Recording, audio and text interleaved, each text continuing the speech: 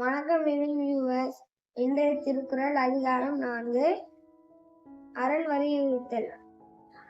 சிறப்பையும் செல்வமும் மீனும் அறத்தினுங்க ஆக்கம் எவனோவிற்கு.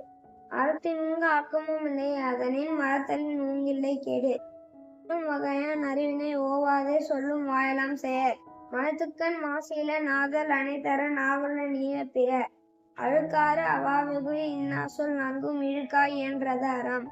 அன்றைவாம் என்னாது அரண் செய்க மற்றது பொன்றும்கால் பொன்றா துணை. அறத்தாறு இதுவன வேண்டா சிவிகை பொறுத்தானோடு உண்டான் இழை.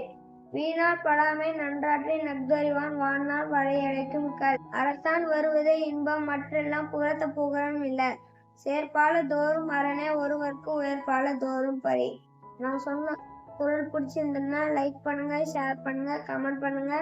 விபின் வியூவர் சேனலை சப்ஸ்கிரைப் பண்ணுங்க. என்னை என்கரேஜ் பண்ணுங்க. நன்றி, வணக்கம்.